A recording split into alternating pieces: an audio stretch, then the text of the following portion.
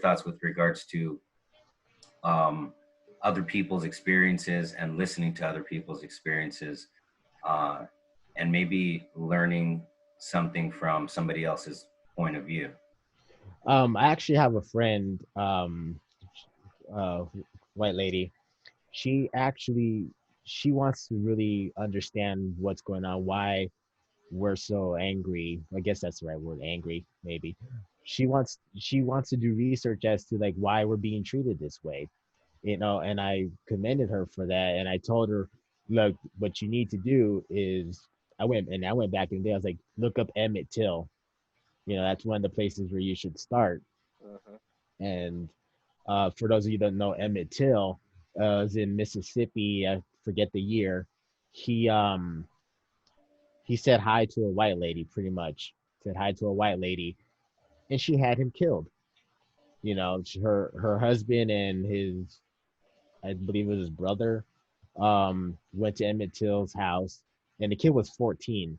Went to his house, took him out his home, beat him to death, and drowned him. Threw him in the water, let him die, killed him. And the fact that, okay, they were arrested. I'm gonna quotations, arrested, but the jury was all older white people, white men who had already in their mind, I'm gonna use the word, sorry Edgar, I hate niggers. Uh-huh. You know, in that mind, I hate niggers. So therefore, they're gonna find this man, his brother, not guilty. And that right there, looking at that, I mean, to this day, I still look up Emmett Till, just as a reminder of like how messed up this is, because that woman got away with lying, saying that the kid said this and that when all he said was hi, or something nice to her. She didn't like it, so she had him killed. Okay. And there's pictures out there of Emmett Till in his casket. People need to look at what goes on. Yeah. Right. And we also got to move forward to the Civil Rights Act with Martin Luther King and Malcolm X. The police then it was okay for them to beat up on black people. It was okay. Nobody batted an eye at it. There was You no know, consequence for it. there None. was, yeah, a police officer. Let's say me and Garen were back in those days. We were walking down the street. A police officer can come up to us and be like, "Get on the ground, nigga," and start beating the crap out of us for no reason, and everyone around would be like, you There are know, pictures that exist yeah, with lynchings and yeah, whole mobs, where it yeah, was a spectator sport. yeah, and there were They're people posing, they're smiling. smiling. Yeah, they're smiling, and it's like, what is this about? And like they can get away with it. People, Caucasian people who who don't understand. This is what you need to understand. Go back, look at the history, look at these photos, and you'll see what we had to endure. You will never Mhm. see a white person being hung from a tree with black people, around like that. You will never see that. You will never see a black cop back in the day beating up a white person and getting applauded for it. You will never Never see happened. a white crowd being doused with a fire hose Mhm. because they're protesting for their civil rights. You will never see. It didn't happen. Yeah, it didn't happen. You'll never see any of this back in history. You'll never see any of it now. Sure, there's. Oh, let me bring this up. There's a video out there a few years ago. This happened. A cop pulled over. It was a white cop pulled over a white guy in a pickup truck. The guy was acting stupid. The cop was like, "Okay, sir, calm down." Blah blah blah. The guy went to his truck. He had this much time. He went to his truck, got a rifle, took the rifle out. The cop standing there, put the gun away, sir. Put the gun away. Watch the man load the gun. Okay, didn't draw his weapon yet. Watch the man load his gun, point it. That's when he drew the weapon, and they started firing. The cop was killed in this video. Now Mm. you tell me if that was a black man, the moment they reached in that car, pulled out something, he would It's have been over. shot. It would have Over. been over. Didn't even have to be a gun. I saw an No. instance where a black boy, he was reaching into a truck Hmm. and the cop fired at him. Mm-hmm. And he's like, "Why did you shoot me, sir? I was only showing you my wallet, my Mm-hmm. ID or whatever." He kept on acknowledging him as sir. And Mm-hmm. it's amazing. In the same case of George Floyd, here he is still being civil to the man who tried to kill him, who actually did kill him. Yeah. How is it that they can find the words to say please and Right. sir Mm-hmm. amidst all that, somebody that doesn't even value their life?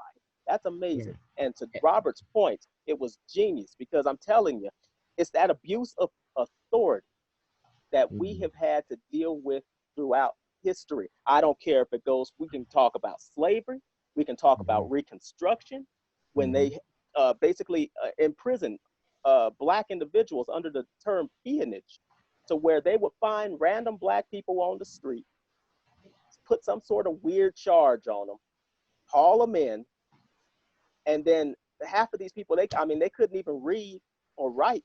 So they would have them sign official paperwork, maybe an X, that gave the state or the county the power to use them as free labor.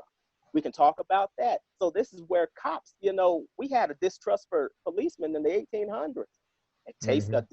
A distrust for white people back in slavery.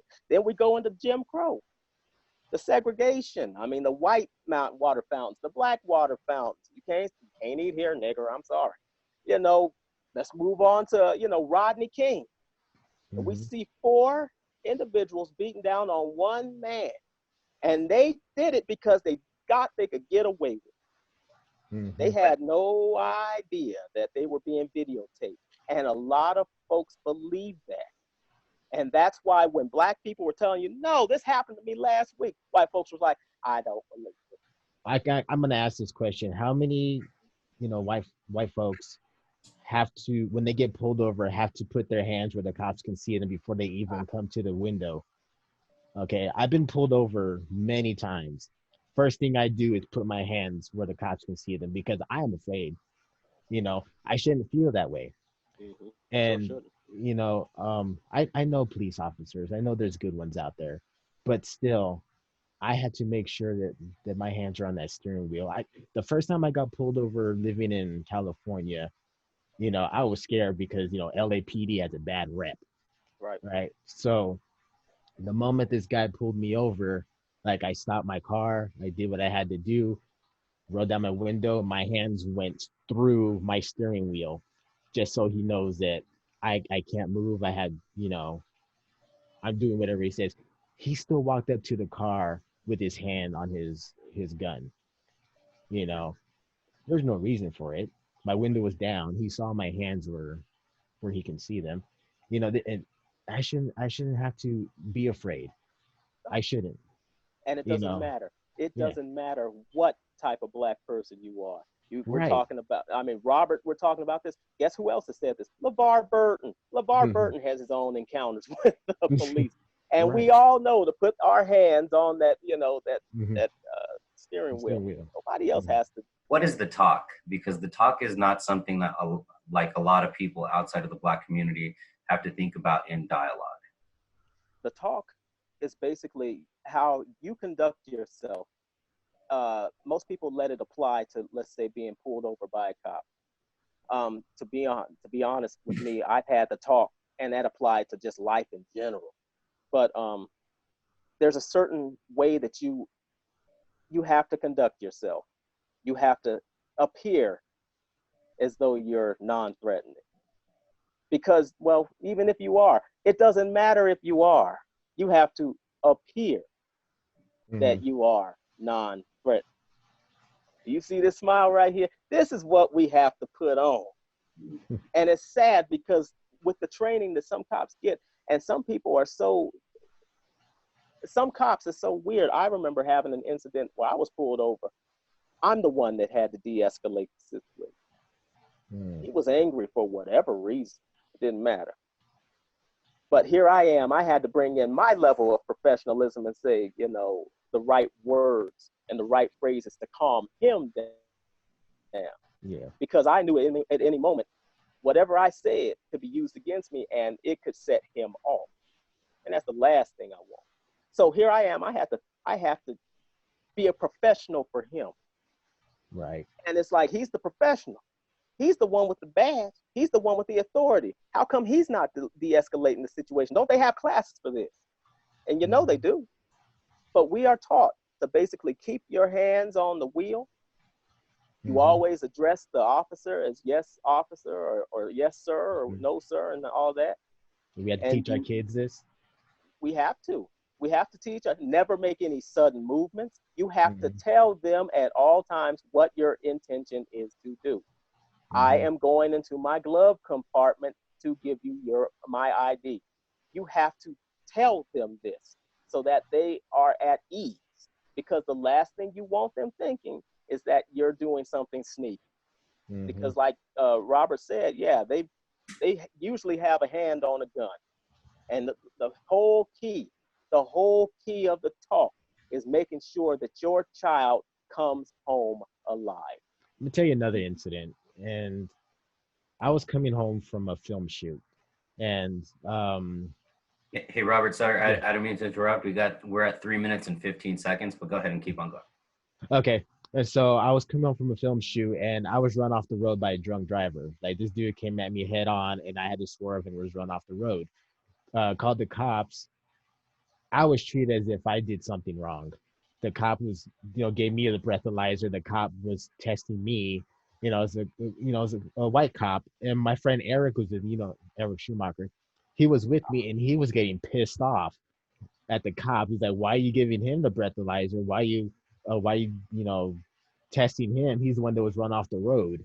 It was pissing me off too. Like, I've told you guys, I was run off the road by, but you're gonna look at me as if I'm the one that did something wrong without even trying to figure anything out or listen to what I'm saying. It's just, we get treated as if we're the ones that did something wrong. When we want to call the cops for protection, we want to call the cops to help us, but sometimes it backfires. There was a man whose store got robbed, an African American man whose store got robbed recently. He called the cops. I believe he had the robber but he used his gun to stop the robbery.